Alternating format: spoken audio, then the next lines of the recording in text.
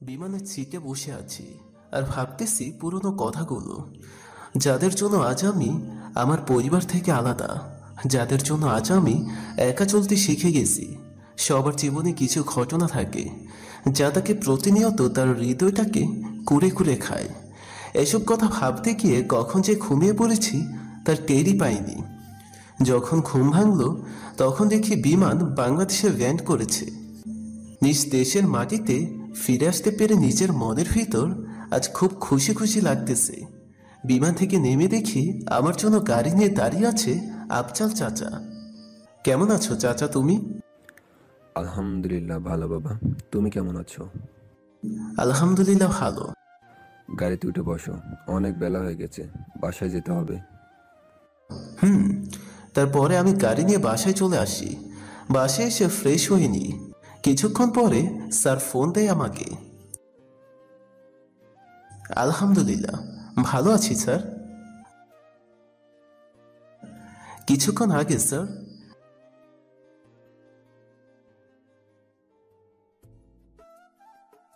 আচ্ছা ঠিক আছে স্যার, আমি আগামীকাল বিকেলে যাব আপনার বাসায়। আল্লাহ হাফেজ। রাতে খাবার খেয়ে শুয়ে পড়ি।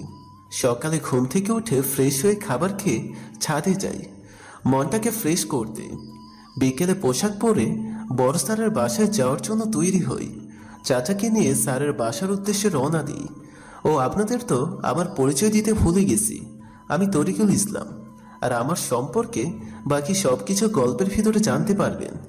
এখন আর আমি আমার সম্পর্কে আর কিছু বলতে পারবো না। এখন আমার সম্পর্কে বললে সমস্যা হবে, তাই আমার সম্পর্কে এখন আর কিছু বলবো না। কিছুক্ষণের ভিতরে স্যারের বাসায় গিয়ে পৌঁছালাম।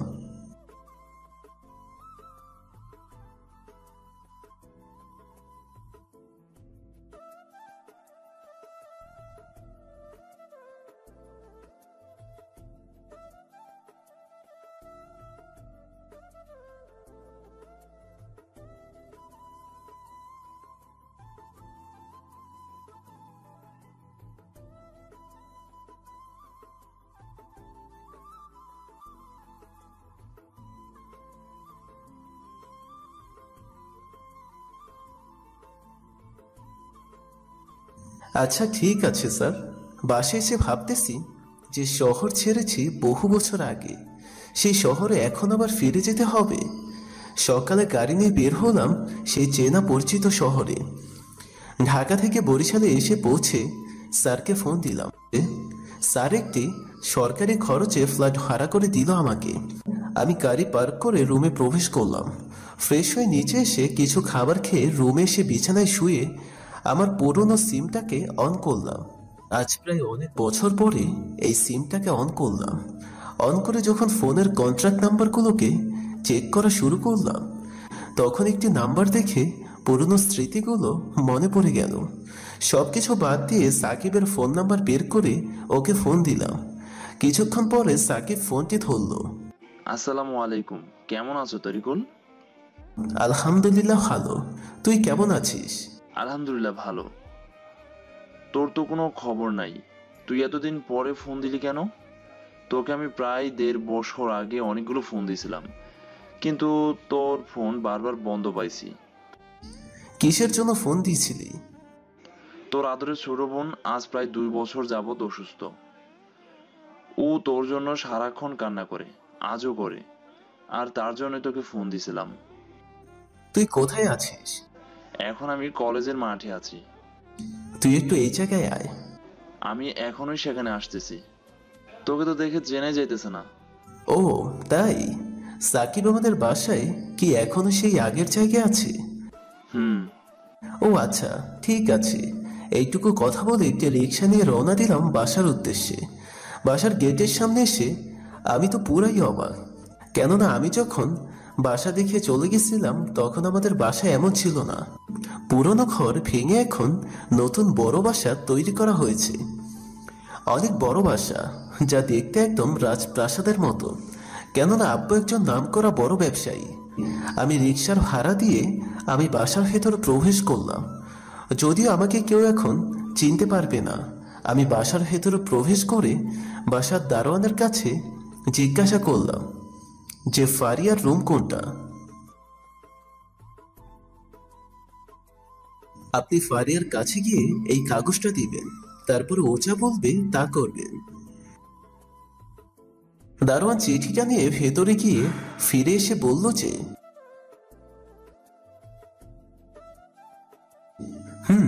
তারপরে আমি তার সাথে ফারিয়ার রুমে গেলাম।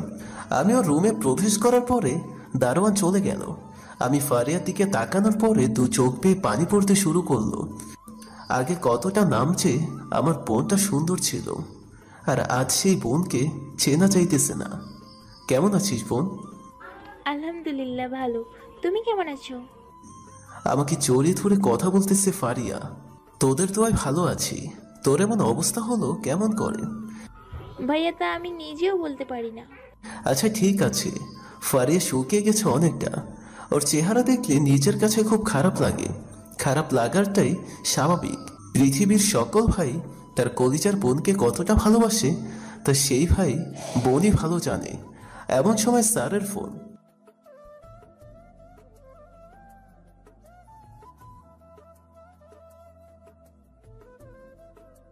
আচ্ছা ঠিক আছে স্যার।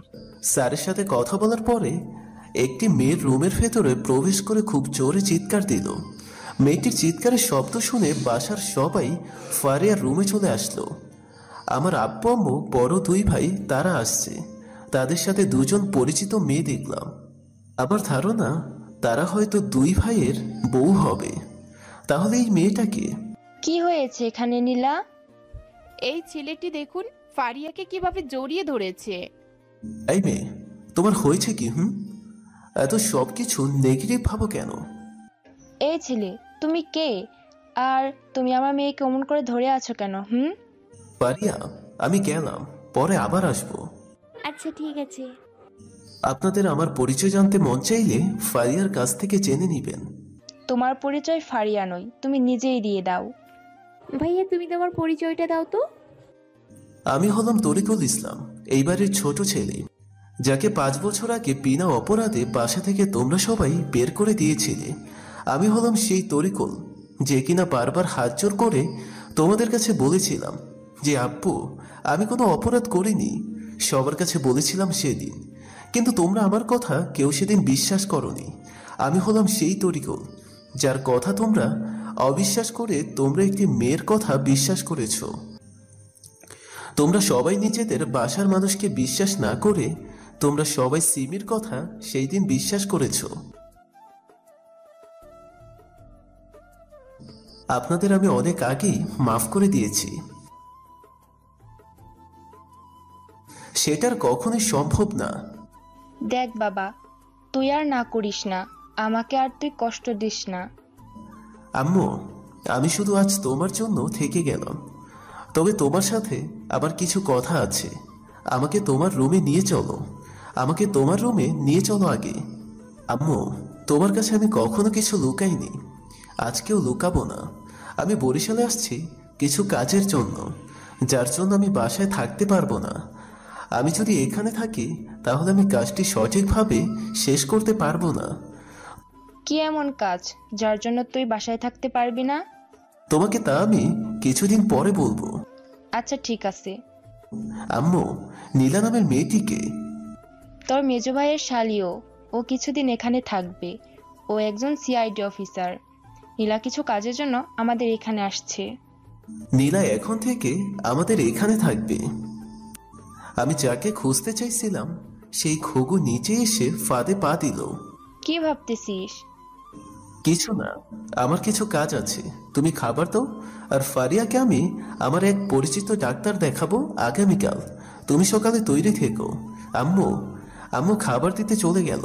কিছুক্ষণ পরে নীলা আমার রুমে এসে বলতেছে, কেমন আছেন বেআই সাহেব?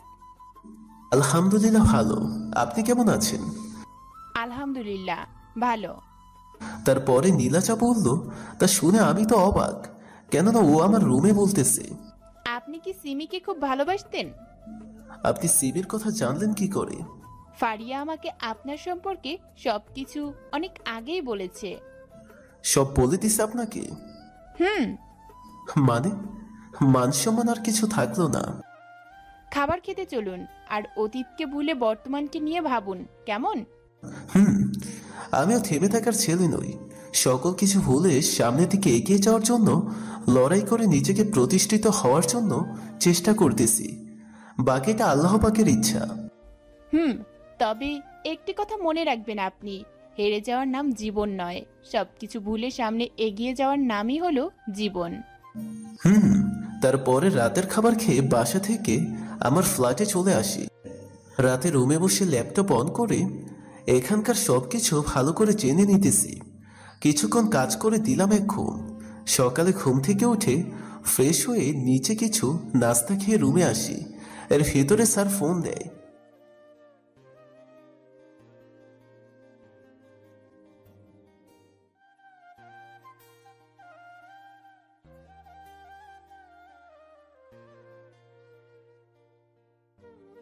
ঠিক আছে স্যার। কিছুক্ষণ পর ভেতরে 3জন অফিসার আসলো। তাদের সাথে পরিচিত হয়ে নিলাম। আমরা কিছুক্ষণের ভেতরে মিশনে নেমে পড়ব, কেননা আমাদের উপর মহল থেকে 5 দিনের সময় দিছে কাজটি শেষ করতে। আম্মু, তুমি এই ঠিকানায় ফারিয়াকে নিয়ে যাও। বাকিটা আমি সব বলে দিয়ে ওখানে ফোন করে, অফিসার, আপনারা সবাই আপনাদের পরিচয় দেন। স্যার, আমি রাফি। স্যার, আমি তাফসির। এখন আমরা সবাই এখানকার সবচাইতে বড় এবং নামকরা কলেজটি পর্যবেক্ষণ করতে যাব। যদি কিছু ক্লু পাই তাহলে তো ভালো। কলেজের গেট দিয়ে ঢুকতেছি, হঠাৎ কারোর সাথে ধাক্কা লাগে আর গালে ঠাস ঠাস করে আওয়াজ আসলো। আমি খোর কাটিয়ে সামনের দিকে তাকিয়ে দেখি এ তো নীলা। সরি, আসলে বুঝতে পারিনি যে আপনি আমাকে ধাক্কা দিছেন। ওকে, ঠিক আছে। আপনি হঠাৎ আমাদের কলেজে কি মনে করে আসলেন স্যার? তারপরে অপরিচিত মেয়েদের ধাক্কা দেওয়া এইগুলো যে করেন, তা কি আপনার গার্লফ্রেন্ড জানে? যেখানে বাঘের ভয় সেখানেই রাত পোহায়। এই প্যারা আমাকে ছাড়বে, এই প্যারা আমাকে ছাড়বে মনে হয় পিছু। কি হলো, চুপ করে আছো কেন? তারপরে নীলা আমার হাত ধরে টানতে টানতে কলেজের এক সাইডে নিয়ে আসলো।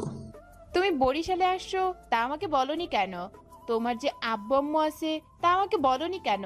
কি হলো, কথা বলো। কেন বলিনি তা তো বুঝতে পারছো, গতকাল, তাই না? আরেকটি কথা, বিয়ের আগে তো শ্বশুর বাড়িতে থাকতেছো, এমন কপাল কয়জনের আছে? তুমি যে সিমি নামের কোনো মেয়েকে নিজের জীবনের চেয়েও ভালোবাসতে, তা আমাকে বলনি কেন? পুরনো স্মৃতি স্মরণ করতে চাইছি, তাই। তোমার বুকে এতটা কষ্ট, তারপরেও তুমি আমাকে তা না বলে সবসময় হাসি খুশি থাকো সবার কাছে। তোমাকে বোঝা বড় দায়। তোমাকে গতকাল বাসায় দেখে অনেক খুশি হয়েছিলাম, তবে মেজাজটাও গরম হয়ে গেছিল তোমার প্রতি। তাই গতকাল তোমার সাথে অমনভাবে কথা বলেছি। প্লিজ আমাকে ক্ষমা করে দাও। ভালোবাসার মানুষকে কখনো মাফ না করে থাকা যায়? এজন্যই তোমাকে আমার বেশি ভালো লাগে। আচ্ছা, তুমি কলেজে আসছো কিসের জন্য? কলেজটিতে ঘুরতে আসছি। নীলা, তুমি যে একজন সিআইডি অফিসার, তা আমাকে আগে কখনো বলনি কেন? তার জন্য সরি, আর কখনো এমন হবে না। আপনারা হয়তো কিছুই বুঝতে পারছেন না। নীলা হলো আমার গার্লফ্রেন্ড। ওর সাথে আমার প্রায় 2 বছর যাবৎ পরিচয়। ওর সাথে একটি অনুষ্ঠানে ঢাকাতে দেখা হয়, তারপরেই ভালোবাসা তৈরি হয়। এরপর থেকে শুরু হয় আমাদের জীবনের নতুন জীবনের পথ চলা। তবে আমার আসল পরিচয় ও আজ পর্যন্ত জানে না। ও জানে যে আমি একজন সাধারণ মানুষ। চলো তুমি আমার সাথে, তোমাকে কলেজটিকে ভালো ভালো করে ঘুরিয়ে দেখাই। আমি চোখের ইশারায় তাফসিরদের আমার পিছে পিছে আসতে বলি এবং সব দিকে ভালো করে পর্যবেক্ষণ করতে বলি। নীলা আমাকে চারদিক ঘুরিয়ে দেখাইতেছে। হঠাৎ করে আমার চোখ দুটি আটকে যায়। চলো চলো তুমি আমার সাথে, তোমাকে আমি কলেজটিকে ভালো ভালো করে ঘুরিয়ে দেখাই। আমি চোখের ইশারায় তাফসিরদের আমার পিছে পিছে আসতে বলি এবং সব দিকে ভালো করে পর্যবেক্ষণ করতে বলি। নীলা আমাকে চারদিক ঘুরিয়ে দেখাইতেছে। হঠাৎ করে আমার চোখ দুটি আটকে যায়, কেননা একটি ছেলে কলেজের পেছন থেকে একটি ব্যাগে করে কি যেন নিয়ে যেতেছে, আর ছেলেটি সেই কাজটি খুব ভয়ের সাথে করতেছে। ছেলেটিকে দেখে আমার সন্দেহ হলো কিছুটা, তাই তাফসিরকে চোখের ইশারায় ছেলেটিকে ফলো করতে বললাম। চলো আমরা দুজন একটি গাছের নিচে বসি, তোমার সাথে আমার কিছু কথা আছে, যা খুবই জরুরি কথা। ওকে, তাহলে একটি গাছের নিচে বসি, চলো। হুম। গাছের নিচে বসার পরে নীলা আমার কাঁধে মাথা রেখে বসে থাকে। কিছুক্ষণ পরে নীলা বলল, তোমাকে আমার কিছু বলার আছে। কথাগুলো বলবো যে কেমন করে সেটা ভাবতেছি। তুমি কথাগুলো অন্যভাবে নিও না, কেমন? হুম, বলো। আসলে আমার বিয়ে ঠিক করেছে বাসা থেকে, এখন তুমি কিছু একটা করো। তুমি নিজেই বলো, আমি এখন তোমার জন্য কি করতে পারি? তুমি আমার বাসায় গিয়ে আমাদের কথা বলো। আমার কোনো চাকরি নেই, এটা তুমি ভালো করে জানো। তা অনেক আগে থেকেই আমি তোমাকে নিজের খরচ অনেক কষ্ট করে জোগাড় করে চলাফেরা করি। তোমাকে বিয়ে করে কি খাওয়াবো বলো? আমার যে চাকরি আছে তা ভুলে গেছো? তাছাড়া তোমার বাবার কি কোনো কিছু কম আছে? আমি তার কেউ নয়, আমি তার কোনো সম্পত্তি ভোগ দখল করব না কখনো। সবকিছু বাদ দিয়ে তুমি আমার বাসায় যাও, গিয়ে দেখো তারা কি বলে। আচ্ছা ঠিক আছে, যাব, তবে তারা যেন আমার বাবার পরিচয় জানতে না পারে। তোমার যে আগে থেকেই আমাদের পরিবারের আত্মীয়, তা যেন তারা বুঝতে না পারে। আমি চাই না আমার জন্য তোমার বোনের এবং তোমার কোনো ক্ষতি হয়। আচ্ছা ঠিক আছে। তুমি তাহলে ক্লাস করো, আমি একটু একা একা কলেজটি ঘুরে দেখি। আমি নীলার কাছ থেকে চলে এসে তাফসিরের কাছে চলে আসি। তাফসির, ছেলেটির খবর কি এখন? স্যার, ছেলেটিকে আমাদের বাসায় আটকে রেখেছি। এমন সময় বড় স্যার আমাকে ফোন দিলেন।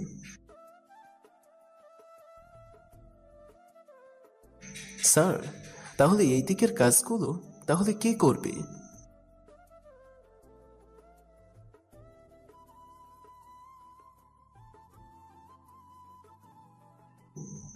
আচ্ছা ঠিক আছে স্যার।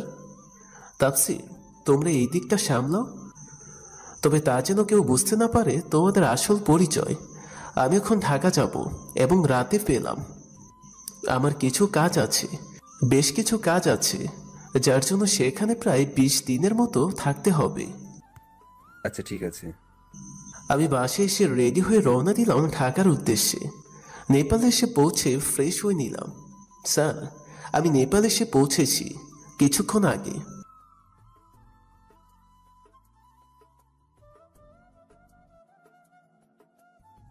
ইনশাআল্লাহ। নেপাল আমার বিভিন্ন কাজের মাধ্যমে কেটে গেল 10 দিন।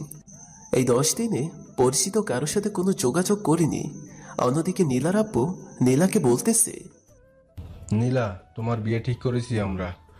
তোমার আগামী 2 দিন পর বিয়ে। তুমি যার জন্য অপেক্ষা করতেছো তার কি আছে বলো? তার কিছু নেই, একটি চারকি পর্যন্ত নেই। আর আমি যে ছেলের সাথে তোমার বিয়ে ঠিক করেছি তার নিজের বাড়ি আছে, গাড়ি আছে, ভালো চারকি আছে। এরপরও তুমি চাও বলো? তোমার তার সাথে বিয়ে হলে সারা জীবন সুখে জীবনযাপন করতে পারবে। নীলা কিছুক্ষণ ভেবে দেখলো যে তার আব্বু যা বলেছে তা সত্যি। নীলা বিয়েতে রাজি হয়ে গেল। বলতে বলতে নীলার বিয়ের কাজ শেষ হয়ে গেল। ছেলে আর্মিতে চাকরি করে। আমার কাজ আজ শেষের পথে। আমি নেপালে আসছি আজ 20 দিন হলো। আমি আগামীকাল সকালে দেশের উদ্দেশ্যে রওনা দিব। দেশে এসে স্যারকে ফোন দিলাম, স্যার আমি দেশে পৌঁছেছি। আমি এখন কি বরিশালে যাব? ঢাকাতে তো আর কোনো কাজ নেই।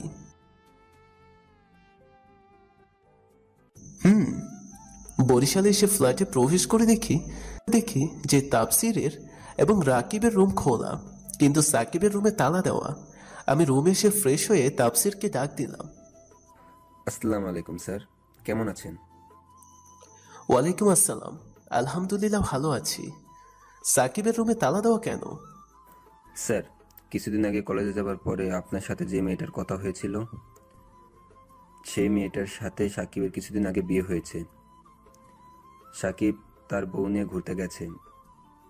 সাকিব সে এখন আর মিশনের কাজে তেমন একটা সময় দেয় না, সারাদিন বউ নিয়ে ব্যস্ত থাকে। আচ্ছা ঠিক আছে, এখন বর্তমান মেয়েদের কিছু বলার নেই।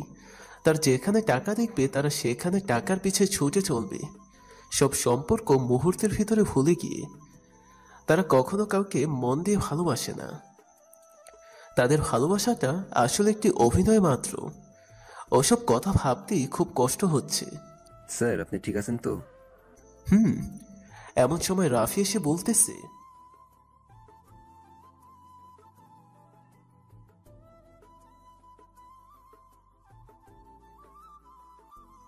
সেখানে গেলে আমার পরিচয় আর গোপন রাখা যাবে না। তবে আজ পর্যন্ত আমার আসল পরিচয় কেউ জানতে পারেনি, কিন্তু আজ তা সবাইকে জানানো ছাড়া আমি আর কোনো উপায়ে দেখতেছি না।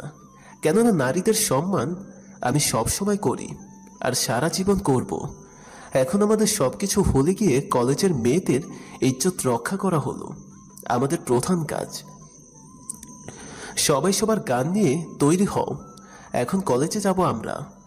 আমি গানটি কোমরে গোজে নিয়ে নিচে রওনা হই কলেজের উদ্দেশ্যে। কিছুক্ষণ পরে কলেজে 3টি গাড়ি প্রবেশ করে।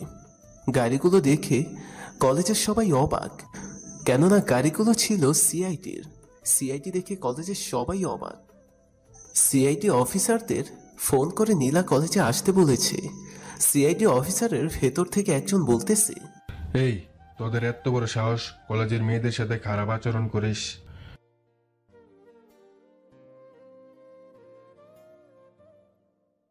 এখন যে তোকে জেলে যেতে হবে। এই কথা বলার পরে অফিসারের ফোনের দিকে তাকানোর সাথে সাথে ছেলেটি একটি মেয়েকে ধরে তার দিকে বন্দুক তাক করে ধরে বলতেছে, তবে কথাটি বলার সাথে সাথে ছেলেটির 2 হাতে 2টি গুলি এসে লাগে। ছেলেটি মাটিতে লুটিয়ে পড়ে। এটা দেখে সবাই অবাক, কেমন কেমন করে এটা হলো। সবাই মাঠের দিকে ভালো করে তাকিয়ে দেখতেছে আমাদের 3 জনকে, আমাদের হাতে বন্দুক। সবাই ভাবতেছে যে আমরা কে আর আমাদের আসল পরিচয় বা কি। সবচাইতে নীলামাকে নিয়ে ভাবতেছে। যখন আমি সবার কাছে এসে পৌঁছালাম তখনই সাকিব সবার ভেতর থেকে বলে উঠল, স্যার আপনি এখানে? আপনি কখন নেপাল থেকে আসলেন? সাকিবের মুখে স্যার ডাক শুনে সবাই অবাক। স্যার হলেন বাংলাদেশের অন্যতম একজন আর্মি মেজর। তোমরা যে আর্মি মেজর তরিকুলের নাম শুনেছ, যে কিনা শত্রুর বিরুদ্ধে রুখে দাঁড়িয়ে অনেক সুনাম অর্জন করেছে, যে কিনা দেশের বাইরে অনেক ভালো কাজের জন্য সরকারের কাছ থেকে অনেক অনেক মেডেল পেয়েছে, জাতিসংঘ শান্তি পুরস্কার পর্যন্ত সে পেয়েছে, যাকে কিনা আজ পর্যন্ত কেউ দেখতে পারেনি, সে হলো আমাদের এই স্যার। আমার পরিচয় জানতে পেরে সবাই আমাকে সেলুট দিল। আমার আসল পরিচয় জানতে পেরে এখানে থাকা সকলের ভেতর থেকে কেউ একজন খুব চমকে উঠেছে। আর সে কেউ নয়, সে হলো নীলা। এটা কি করে সম্ভব? ও একজন নেতা, এত বড় একজন অফিসার, তা আমার কাছে এতদিন লুকিয়ে রাখছে। আমি কিনা টাকার লোভে পড়ে অন্য একজনকে বিয়ে করলাম। সিআইডি অফিসারদের আমি বললাম, অফিসার আপনারা এই বাজে লোকগুলোকে ধরে নিয়ে যান। আমার পেটে প্রচন্ড ক্ষুধা লেগেছে, তাই তাপসিরদের রুমে যেতে বললাম। আমি একা কলেজ থেকে বের হয়ে একটি রেস্টুরেন্টে বসলাম। কিছুক্ষণ পরে ওয়েটার খাবার নিয়ে আসলো, কিন্তু আমি লক্ষ্য করতেছি একটা মেয়ে অন্য একটি টেবিলে বসে তার ফোনের দিকে তাকাচ্ছে একবার, এবং তারপরে আমার দিকে তাকাচ্ছে। এমন অনেকবার তাকাইতেছে। হঠাৎ করে আমার প্রচন্ড মাথা ব্যথা শুরু হয়। তারপর আর কিছুই মনে নেই। যখনই আমার জ্ঞান ফিরে তখনই আমার বুকের উপর ভারী কিছু অনুভব করি। আমি বুকের উপর তাকিয়ে দেখি যে মেয়েটি রেস্টুরেন্টে আমার দিকে দেখছিল, সেই মেয়েটি। আমাকে ওর সম্পর্কে কিছু এখন জানতে হবে, যে করেই হোক। ও এখন ঘুমিয়ে আছে, সো এটাই আমার সময়। কিন্তু কি করে জানবো? ও তো আমার বুকের উপরে মাথা রেখে ঘুমিয়ে আছে। এইসব কথা ভাবতেছি, এমন সময় আমার পাশে একটি মোবাইল দেখতে পাই। মোবাইলটা হয়তো মেয়েটির হবে। আমি যখনই মোবাইলটি হাতে নিব তখন অন করে দেখি যে ফোনে কোনো প্যাটার্ন দেওয়া নেই। বর্তমানের ডিজিটাল যুগে যে কেউ ফোনে প্যাটার্ন দিয়ে রাখে না, তা কি ভাবা যায় বলুন? ফোনের গ্যালারি চেক করে আমি যা দেখলাম, আসলে সেটা আমি এই মুহূর্তে নিজেকে বিশ্বাস করাতে পারছি না। এটা কি করে সম্ভব? তাহলে কেন এতদিন আমার কাছে এত কিছু লুকিয়ে রাখলো? এর মানে কি? আমার কাছে এইগুলো ভাবতেই কেমন জানি লাগে। আমিও এর শেষ পর্যায়ে দেখতে চাই। আমি যে তার সবকিছুই আমি জানি, তা কখনো ধরা দিব না। রাত প্রায় 3টা AM বাজে। এই মুহূর্তে করে কিছু করা যাবে না। আমি মেয়েটাকে আমার বুকের ওপর থেকে সরিয়ে নিচে নেমে এসে হসপিটালের বিল পে করে বাসায় চলে আসি। এখন আমার অনেক কাজ অসম্পূর্ণ, কিছু কাজ আছে, আর সে কাজ আগামীকাল থেকে শুরু হবে।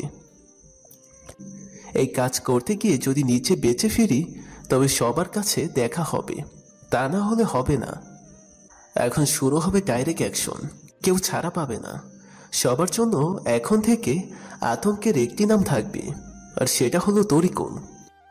সকল অন্যায়কারী এ নামটা শুনলেই ভয় পাবে। বাসে এসে শুয়ে ঘুম দিলাম। অন্যদিকে মেয়েটি ঘুম থেকে উঠে দেখে যে আমি হাসপাতালে নেই। সে ডাক্তারের কাছ থেকে জানতে পারে যে আমি হাসপাতালের বিল পরিশোধ করে বাসায় চলে এসেছি। হাসপাতাল থেকে মেয়েটি আমাকে খুঁজতে বের হয়। আমি ঘুম থেকে উঠে তাফসিরকে রেডি হতে বলি। আবার এতদিনে এখানকার নারী পাচারকারীদের, মাদক ব্যবসায়ীদের, অন্যায় অত্যাচারকারীদের, বিভিন্ন খারাপ কাজে নিয়োজিত মুখোশধারী মানুষগুলোর মুখোশ উন্মোচন করার মতো আমার কাছে সকল ডকুমেন্ট আছে, যেটা তাফসিররা এতদিন থেকে এখানে জোগাড় করতে পারেনি। আমি সেটা বাহির থেকে এসে জোগাড় করেছি। কেননা এটা হলো আমার এলাকা, এখানে আমার ফ্রেন্ডের অভাব নেই। আমি আমার ফ্রেন্ডের মাধ্যমে কাজটাকে সহজ করে ফেলেছি। স্যার, সাকিব বাসায় নেই, সে গতকাল বাসায় আসেনি। আর একটা কথা স্যার, আপনাকে গতকাল অনেকগুলো ফোন দিলাম, কিন্তু আপনি ফোন ধরলেন না কেন স্যার? আমি একটু ব্যস্ত ছিলাম, তাই ধরতে পারিনি। তাফসির, সাকিবকে ফোন করে আমার সাথে দেখা করতে বলো। এতদিন যত ও ইনফরমেশন কালেক্ট করেছে তা নিয়ে যদি চাকরি বাঁচাতে চায়। তারপর আমরা তিনজন মিলে রওনা দিই। কিছুদূর আসার পরে আমি যা দেখলাম। তাফসির, সাকিবকে ফোন করে এখনই আমার সাথে দেখা করতে বলো। এতদিন যত ইনফরমেশন কালেক্ট করেছে তা নিয়ে যদি বাঁচাতে চায়। জি স্যার। তারপর আমরা তিনজন মিলে রওনা দিই। কিছুদূর আসার পরে আমি যা দেখলাম তা দেখে মাথাটা গরম হয়ে গেল। কিছু ছেলে মিলে রিকশায় বসা গতকালে সেই মেয়েটিকে কিছু বখাটে ডিস্টার্ব করতেছে। তাফসির গাড়িটার সামনে এসে রিকশার কাছে দাঁড় করাও, ওখানে কিছু কাজ আছে। জি স্যার। আমি গাড়ি থেকে বের হয়ে কোনো কথা না বলে বখাটে গুলোদের মারা শুরু করলাম। তোদের এত বড় সাহস, মেয়েদেরকে রাস্তায় টিস করিস? তোদের ঘরে কি মা বোন কেউ নেই? হারামিগুলো, তোদের মতো কিছু ছেলেদের জন্য আজ সকল ছেলেরা মেয়েদের চোখে খারাপ। তাফসির, পুলিশকে ফোন করে বল এইগুলোকে থানায় নিয়ে যেতে। কিছুক্ষণ পরে পুলিশ বখাটেগুলোকে থানায় নিয়ে যায়। আপনি একজন মুসলিম মেয়ে, মানুষ হয়ে যে পোশাক পরে বের হয়েছেন, এইগুলো কি ইসলাম সমর্থন করে বলুন? এইরকম বেপরোয়াভাবে চলাফেরা বাহিরে করলে আপনাকে বখাটেরা টিচ করবে না তো সালাম করবে? বাহিরে বের হলে পর্দা সহকারে বের হওয়া কি চায় না? এত দামের পোশাক না পরে কম দামের একটা বোরখা কিনে বাহিরে বের হবেন, দেখবেন ইনশাল্লাহ আপনাকে কেউ কখনো টিস এবং বাজে মন্তব্য বা ইজ্জতের উপরে কেউ কখনো ক্ষতি করবে না। আল্লাহ আপনাকে সকল সমস্যা হতে হেফাজত করবে সব সময়, ইনশাল্লাহ। আপনি এখন বাসায় যান, তাফসির গাড়ি স্টার্ট কর।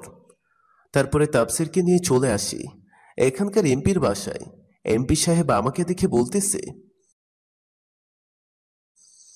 আমি এখানে এসেছি আপনার সাথে কথা বলতে। এ ফ্যাক্টরি কি আপনার অনেক কিছু প্রতিষ্ঠানের নাম বললাম তাকে। আপনার সকল 2 নম্বরের কাজের প্রমাণ আমার কাছে আছে, বুঝলেন এমপি সাহেব?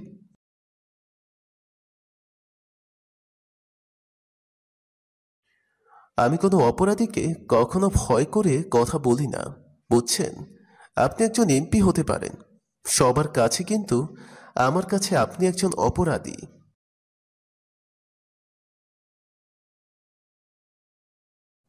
এমপির এই কথা শুনে মাথাটা গরম হয়ে গেল। তাফসির, তুই এমপি সাহেবকে হ্যান্ডকাপ পরা, দেখি ওনার কোন বাপ খালো এসে ছাড়িয়ে নিয়ে যায়। ওনার ক্ষমতা না দেখলে আমার ঘুম হবে না। সো ওনাকে জেলে নিয়ে একটু এমপির আপ্যায়ন করিস, কেমন? একটি কাগজ সাইন করে রাফির হাতে দিলাম। রাফি কাগজটি সাকিবকে দিবে। কাজের ত্রুটি করার জন্য তাকে চাকরি থেকে বরখাস্ত করা হলো। আচ্ছা ঠিক আছে স্যার। ওদেরকে থানায় পাঠিয়ে দিয়ে বাইরে এসে গাড়িতে উঠে স্যারকে ফোন দিলাম। স্যার, এমপিকে ধরেছি, তার অপরাধের সমস্ত প্রমাণ আমাদের কাছে আছে।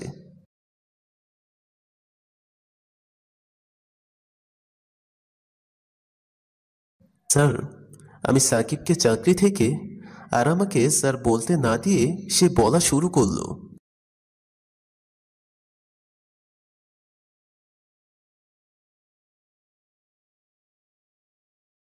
হুম। স্যারের সাথে কথা বলে বাসার উদ্দেশ্যে রওনা দিই, কিন্তু বাসায় এসে আমি যা দেখলাম তা দেখে তো আমি অবাক। কেননা আমাদের বাড়িতে সাকিব এবং নীলা, তারা দুজন ভাবির সাথে কথা বলতেছে। আমাকে বাসায় দেখে সাকিব বসা থেকে দাঁড়িয়ে যায়। স্যার, আপনি এখানে? আমাদের বাসায় আমি আসবো না তো কি অন্য কেউ আসবে বলো?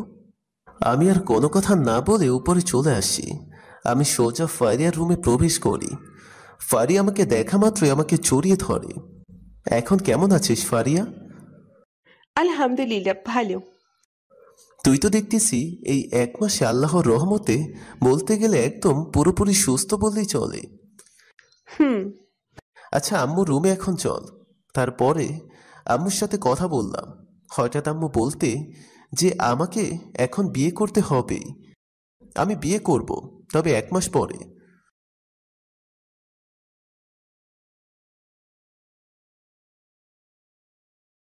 সাকিব, তুমি তরিকুলকে দেখে স্যার ডাকলে কেন ওকে? স্যার হলো একজন আর্মি মেজর অফিসার তরিকুল ইসলাম। এত বড় অফিসারও, আর তা আমরা কেউ জানি না। স্যার এতদিন বাইরে ছিলেন, তা কি আপনারা জানেন? না, কেননা ও আমাদের সাথে এখনো পর্যন্ত কোনো কথা বলেনি। এমন সময় রাফি আমাদের বাসায় আসে সাকিবের কাছে। তবে রাফি এখনো জানে না যে এইটা আমাদের বাসা। সাকিব, এইটা তোমার জন্য। একটি কাজ এগিয়ে দিয়ে সাকিবকে বলল। এটা কি? স্যার আমাকে চাকরি থেকে বরখাস্ত করে দিল? আপনাকে স্যার সকালেই এই গত কয়েকদিনের সকল ইনফরমেশন নিয়ে স্যার আপনাকে দেখা করতে বলেছিল, কিন্তু আপনি তা কি করেছেন? আপনি কাজের প্রতি যে অবহেলা করেছেন তার জন্য আপনাকে চাকরি থেকে বরখাস্ত করা হয়েছে। এমন সময় আমি ফারিয়াকে নিয়ে ওপর থেকে নিচে নামতেছিলাম। আমাদের দেখে রাফি বলে ওঠে, স্যার আপনি এখানে? এটা আমাদের বাসা, আর তুমি হঠাৎ আমাদের বাসায়? ও বুঝছি, তুমি তাফসিরকে ফোন করে এখানে আসতে বলো। আজকে সবাই আমাদের বাসায় দুপুরের খাবার খাবে, কেমন? এখন তোমরা সবাই গল্প করো। আমি বাহির থেকে ফারিয়াকে নিয়ে ঘুরে আসি। সবাই আড্ডা দিতেছে আর আমরা দুজন অনেকক্ষণ ঘুরোঘুরি করে বাসায় চলে আসি। বাসায় এসে আমি ফ্রেশ হয়ে শুয়ে পড়ি। কিছুক্ষণ পরে সবাই একসাথে খাবার খেয়ে আমি রুমে এসে দিলাম এক ঘুম। ঘুম থেকে উঠে ফ্রেশ হয়ে ছাদে গিয়ে দেখি রাফি আর ফারিয়া দুজনে গা ঘেঁষে হেসে হেসে কথা বলতেছে। আমি একটি কাশি দিলাম, সাথে সাথে দুজন দুদিকে সরে দাঁড়ালো। রাফি এবং ফারিয়া, এদিকে আসো। রাফি, আমি কোনো কথা পেঁচিয়ে বলা পছন্দ করি না। আমি যা বলবো তার সঠিক উত্তর দিবে। রাফি, তুমি কি ফারিয়াকে ভালোবাসো? হ্যাঁ স্যার। ফারিয়া, তোর কিছু বলার আছে এতে? তুমি যা ভালো বুঝবে তাই হবে ভাইয়া। রাফি, তোমার বাবা মাকে আমাদের বাসায় বিয়ের প্রস্তাব নিয়ে আসতে বলো, কেমন? হুম। এমন সময় আমার ফোনে একটি কল আসে। তারপরে ফোন রিসিভ করতেই ফোনের ওপাশ থেকে যা বলল তা শুনে আমি তো, কেননা সেই ফোনটি দিয়েছে একজন সিআইডি অফিসার। আর সেই সিআইডি অফিসার কি হলো, একজন মেয়ে। আমি যতটুকু জানি যে এখানে গত 3-4 দিন আগে সিআইডি অফিসে নতুন একজন এসিপি এসেছেন, কিন্তু আমি তাকে সময় স্বল্পতার জন্য দেখা করতে পারিনি। এখন আমাকে তার অফিসে দেখা করতে বলে, এবং তার সাথে একজন ক্রিমিনাল আছে যে কিনা আমাদের মিশনের শেষ টার্গেট ছিল। তাকে সে গ্রেফতার করেছে। আমি তৈরি হয়ে সোজা সিআইডির অফিসে চলে আসি। অফিসের ভেতরে প্রবেশ করে আমি যখন এসিপির রুমে প্রবেশ করলাম, তারপরে যাকে দেখলাম তাকে দেখে আমি তো অবাক। কেননা সে আর কেউ নয়, সে হলো সেই দিনের মেয়েটি। তবে তাকে এই পোশাকে দেখে ততটা অবাক হয়নি। যতটা সে আমাকে ভেবেছিল। আপনারা হয়তো ভাবতেছেন কেন আমি অবাক হলাম না। ফ্ল্যাশব্যাক। সেই দিন হাসপাতালে বসে আমি যখন তার ফোনটি নিয়ে অনেকক্ষণ খাটলাম, তখন তার ফোনে তার পরিচয় সম্পর্কে আমি জানতে পারি। আর এই মেয়েটি আমার কাছে অপরিচিত হলেও তার কাছে আমি হয়তো পরিচিত হতে পারি, কেননা এই মেয়েটি হলো বড় স্যারের মেয়ে, আর সেটি স্যার আমার কাছে গোপন রাখে। পরে আমি স্যারের সাথে কথা বলে তার সম্পর্কে সব জেনে নেই। সে আমার জন্য এইখানে এসেছে। ও আমাকে অনেক ভালোবাসে, তার জন্য ও এইখানে এসেছে, আর আমাকে সব সময় ওর নজরে রাখে। বর্তমানে কেমন আছেন ম্যাম? আমি আপনার কোন জন্মের ম্যাম? আপনি আমাকে নাম ধরে ডাকবেন। আপনার সম্পর্কে আমি সবকিছুই জানি, তা আমাকে বলতে হবে না। আপনি আমার সম্পর্কে সব জানলেন কি করে? সেটা বলা যাবে না। আর আপনি ভুলে যাবেন না যে আমি কে আর কি আমার পরিচয়। তা অবশ্য ঠিক, তবে বলেন তো দেখি আমার নাম কি? আপনার নাম হলো মায়া। আপনার বাবা সে হলো আমাদের বড় স্যার, আর আপনি এখানে আসছেন একজন মানুষের খোঁজে, যাকে আপনি না দেখেই প্রায় 3 বছর যাবৎ নিজের জীবনের থেকেও বেশি ভালোবাসেন। আমার কথা কি ঠিক আছে মিস মায়া? তবে আমার একটি প্রশ্ন, আর সেটা হলো আপনি আমার সম্পর্কে কি করে জানলেন? এই প্রশ্নের উত্তর কিন্তু আমি আপনাকে কিছুক্ষণ আগে দিছি। কিসব খালি আপনি আপনি করে ডাকতেছ? তুমি সব কিছু জেনেও কেন তুমি আমাকে আপন করে নিতেছ না? আমাকে যদি তুমি পেতে চাও তবে তা আমার আম্মুর কাছে গিয়ে বলো। তোমার আম্মু যে বলেছে তার মেয়ে পছন্দ করা আছে, আর তাকে তোমার বিয়ে করতে হবে, সেই মেয়েটিকে জানো তুমি? আমার কাছে আম্মু বললে তো জানবো। বলো। সে আমাকে এই বিষয়ে কিছুই বলেনি। তখন যেহেতু কিছু জানোনি, তবে এখন শুনে রাখো, তোমার সাথে আমার বিয়ে ঠিক করা হয়েছে, আর এর আগে তোমার সাথে যা হয়েছে তা ভুলে যাও, আর এখন থেকে নতুন করে জীবনটাকে পরিচালনা করো। তুমি যাকে ধরেছ তাকে কি পুলিশে দিয়েছ? হুম। তাহলে তো ভালোই। আমার মিশন তাহলে শেষ। ভালো থাকো। বেঁচে থাকলে আবার দেখা হবে। মায়ের সাথে কথা বলে বাসে এসে স্যারকে ফোন করে মিশনের কথা বলি। তবে আমি জানি যে মিশন কতটুকু শেষ হয়েছে। আমি চাইনি এই মিশনটাকে কোনোভাবে হেয় করতে। মিশন এখনো শেষ হয়নি। শুধু এগুলো বলতে হয়েছে মায়ের জন্য। আমি চাইনি এই মিশনে ও জড়িয়ে কোনো সমস্যার সম্মুখীন হোক। তাই এই মিশন আমরা এখন তার সতর্কতার সাথে শেষ করব, ইনশাল্লাহ। মায়ের সাথে কথা বলে পাশে এসে স্যারকে ফোন করে মিশন শেষের কথা বলি। তবে আমি জানি যে মিশন কতটুকু শেষ হয়েছে। আমি চাইনি এই মিশনটাকে কোনোবারে হেয় করতে। মিশন এখনো শেষ হয়নি। শুধু এগুলো বলতে হয়েছে মায়ের জন্য। আমি চাই না এই মিশনে ও জড়িয়ে কোনো সমস্যার সম্মুখীন হোক। তাই আমি এই মিশন আমরা এখন তার সতর্কতার সাথে শেষ করব, ইনশাআল্লাহ। বাসে এসে রাতে রুমে বসে ল্যাপটপ অন করে কিছু কাজ করতেছি। এমন সময় কে যেন রুমে ঢোকে আমাকে জড়িয়ে ধরল। পরে তাকে দেখে আমি তো পুরাই অবাক, কেননা সে আর কেউ নয়, সে হলো মায়া। কি করতেছে আমার জান? কিছু কাজ করতেছি।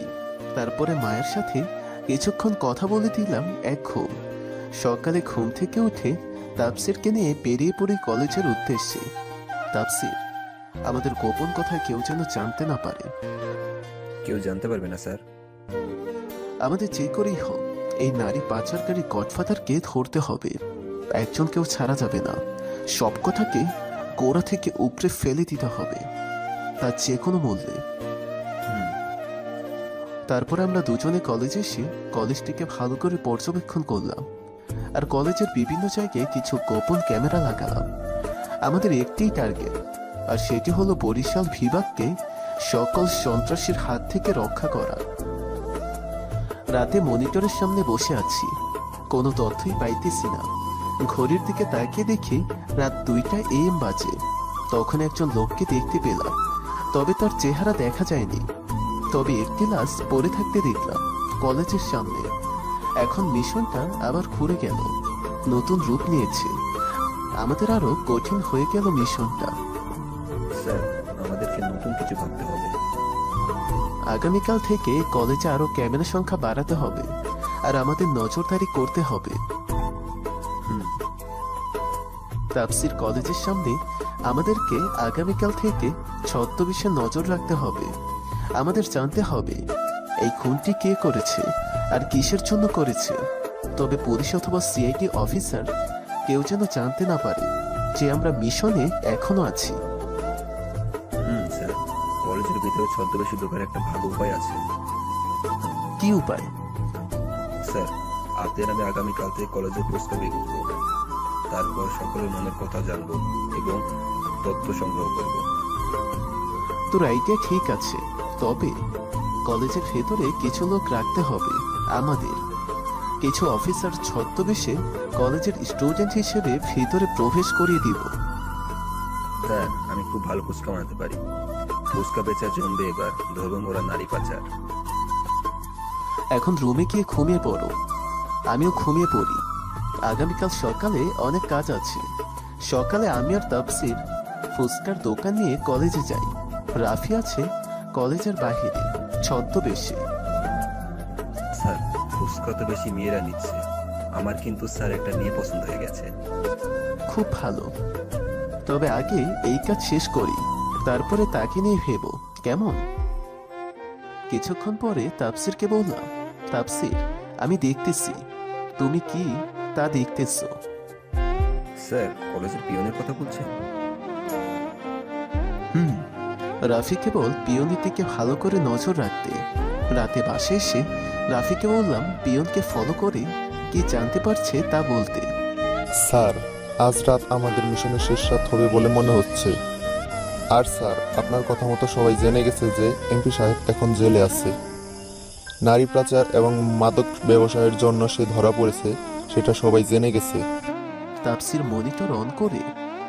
আমরা মনিটরের দিকে অনেকক্ষণ চেয়ে থাকলাম, কিন্তু কিছু তথ্য পাইতেছি না। হঠাৎ কলেজের পিয়নকে দেখলাম কলেজের ভেতরে প্রবেশ করতে। এখন রাত প্রায় 1:30 AM বাজে। এই সময় সে কলেজের ভেতরে প্রবেশ করল। আমি কলেজের ভেতরে সিসিটিভি ফুটেজগুলোতে ভালো করে নজর রাখলাম।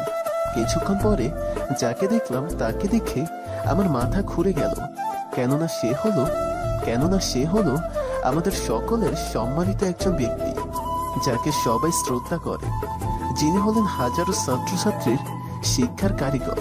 তিনি আর কেউ নয়, তিনি হলেন কলেজের অধ্যক্ষ স্যার। তার মানে কলেজের মেসের ছাত্রীদের যে ধর্ষণ করা হতো, তাদেরকে নানাভাবে নির্যাতন করা হতো, তাতে স্যার হাত ছিল। তার মতো মানুষ কিনা নারী পাচারের কাজ করে, এইসব ভাবতেই কেমন লাগে। স্যার, এখন কি করবেন? মিশন শেষ করে দিব আগামীকাল, তবে এই কাজগুলো করতে হবে খুব সতর্কতার সাথে। আরো কিছুক্ষণ মনিটরের সামনে বসে থেকে সবকিছু ভালো করে পর্যবেক্ষণ করে দিলাম এক ঘুম। সকালে ঘুম থেকে উঠে তাফসির, রাফি এবং আমি কলেজের উদ্দেশ্যে রওনা হই। কিছুক্ষণ পরে আমার ফোনে একটা ফোন আসে। নাম্বারটা আমার কাছে একসময় খুব পরিচিত ছিল, তবে নাম্বারটা তখন যতটা পরিচিত ছিল এখন তার থেকে বেশি অপরিচিত, কেননা নাম্বারটা হলো নীলার। ফোনের ওপাশ থেকে আলহামদুলিল্লাহ। একজন বেকার ছেলে কি করে একজন আর্মি অফিসারের চাকরি ফিরিয়ে দিবে বলেন? তাছাড়া আমি একজন অলসতা মানুষকে কখনোই ফিরিয়ে আনবো না। আর ফিরিয়ে আনবো না। আমার হাতে কিছু নেই, আপনি বরং বড় স্যারের সাথে কথা বলেন। তাফসির গাড়ি একদম কলেজের পাশে রাখবি। আমাদের আগে মেয়েগুলোকে উদ্ধার করতে হবে, তবে খুব সতর্কতার সাথে। সবাই মাস্ক পরে নাও আর আমাকে ফলো করো। আমরা কলেজের ভেতরে প্রবেশ করে চারদিকে ভালো করে দেখে নিয়ে ছাত্রী হোস্টেলে চলে আসি। অনেকক্ষণ খোঁজাখুঁজির পরে যে রুমে মেয়েগুলোকে আটকে রেখেছে সেই রুমের দরজা ভেঙে প্রেস করি।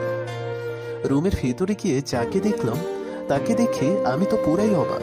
এটা কি করে হতে পারে যে কিনা একজন সিআইডি অফিসার সে এখন এই রুমে বন্দী, আর তা কেউ জানে না সে কথা। আমাকে দেখা মাত্রই মায়া এসে আমাকে জড়িয়ে ধরল। মায়া, তুমি এখানে আসলে কেমন করে? আমার মাথায় তো কিছুই ঢুকতেছে না। গতকাল যখন আমি অফিস শেষে রাত করে বাসায় আসতেছিলাম, তখন কিছু গুন্ডা এসে আমাকে অজ্ঞান করে এখানে নিয়ে আসে। তুমি এখানে আসলে কি করে? আমি কে তা কি ভুলে গেছো? মুচকে একটি হাসি দিয়ে কথাটি বললাম। আজ বুঝতে পারলাম কেন তোমাকে তোমার ডিপার্টমেন্ট থেকে এতটা সম্মান করা হয়। তোমার কাজের তুলনা হয় না, তোমার কাজের প্রতিটি ধাপে থাকে রহস্য। এজন্যই তোমাকে আমার কাছে অনেক ভালো লাগে। শুধু তা তোমাকে আজ পর্যন্ত বুঝাতে পারলাম না। কিছু বলছো নাকি তুমি আমাকে? কই না তো। তাপসি, তুই সবাইকে নিয়ে কলেজের মাঠে আয়। আমি আর রাফি এবং মায়া কলেজের অধ্যক্ষ স্যারের রুমে আছি। কেমন আছেন স্যার? আপনারা আমাদের আর ভালো থাকতে দিলেন কই? মানেটা হলো কলেজের মেয়েদেরকে এবং কলেজের বাহিরের মেয়েদেরকে পাচার করে কে? কলেজের মেয়েদেরকে প্রতি রাতে একজন মেয়েকে ধর্ষণ করে কে?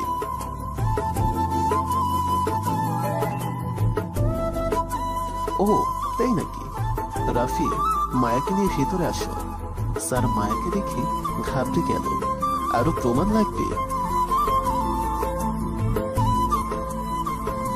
ঠাস ঠাস করে স্যারের কাল বরাবর কয়েকটা মেরে দিলাম। কেমন লাগে এখন? তোর মুখোশ আজ প্রকাশ পাবে। আমি স্যারের শার্টের কলার ধরে মাঠের ভেতর নিয়ে আসি। কলেজের সকল স্যার এবং ছাত্রছাত্রীরা সবাই মাঠে আসে। আমি সবার উদ্দেশ্য করে বলি, আপনারা এতদিন যাকে কলেজের অধ্যক্ষ স্যার হিসেবে জানেন তার আসল পরিচয় কি জানেন?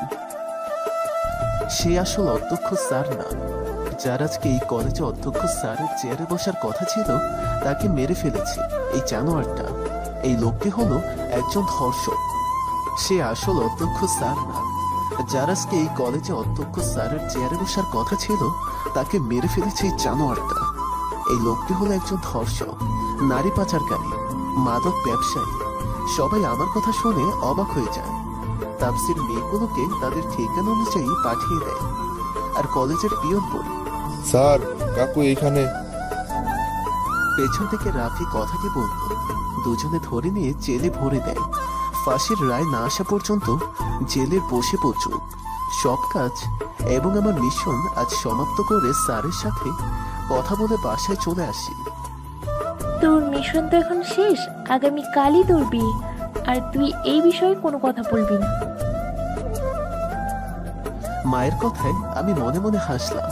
তারপর রুমে এসে কিছুক্ষণ রেস্ট নিলাম। কিছুক্ষণ পরে, ভাইয়া আগামীকাল তো তোমার বিয়ে, আমাকে এখন তুমি মার্কেটে নিয়ে যাবে। আচ্ছা চলো এখন তাইলে, তবে বাসায় সবাইকে রেডি হতে বলো। সবাইকে নিয়ে মার্কেটে যাব। সবাই মিলে মার্কেট করে বাসায় চলে আসি। কিছুক্ষণ পরে আমাদের বাসায় নীলা এবং সাকিব চলে আসে। তবে আমি তাদেরকে দেখে কোনো কথা না বলে নিজের রুমে চলে আসি। তাফসির কই? তাফসির কই? তুই আর রাফি কোথায়? জি স্যার। স্যার আসতেছি, ভাবিকে তার বাসায় পৌঁছতে আসতে দেরি হচ্ছে স্যার। আচ্ছা ঠিক আছে। আজ আমার আর মায়ার বিয়ে। সবকিছু ঠিকঠাক মতো ইসলামিক নিয়মে বিয়েটা সম্পূর্ণ হয়। সমস্যাটা বাস্তব বাসর ঘরে প্রবেশের পরে। আমি ভেতরে প্রবেশ করার পরে দেখি যে মায়া অনেক বড় ঘোমটা দিয়ে খাটের উপর বসে আছে। আমি ধীরে ধীরে খাটের কাছে গিয়ে খাটের উপর বসে যখনই মায়ের ঘোমটা তোলার চেষ্টা করতেছি তখন সময়। গতকাল থেকে আজকে একটিবারও কি আমার কথা তোমার মনে পড়েনি? আমাকে একটিবার কি ফোন দিছিলে?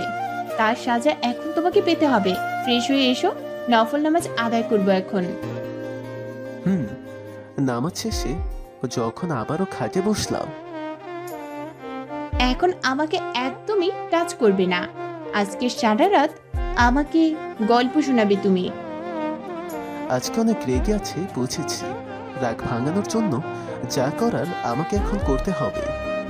মুচকি একটি হাসি দিয়ে দুজনেই চার ঠোঁট এক করে দিলাম। Light off. আপনাদের আপাতত আর না জানলেও চলবে।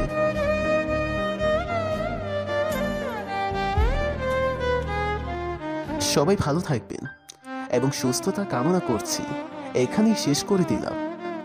আপনারা এতদিন আমাদের পাশে থেকে আমাদের সাপোর্ট করার জন্য আপনাদের সকলকে অসংখ্য ধন্যবাদ। সবাই নিয়মিত 5 ওয়াক্ত নামাজ আদায় করুন।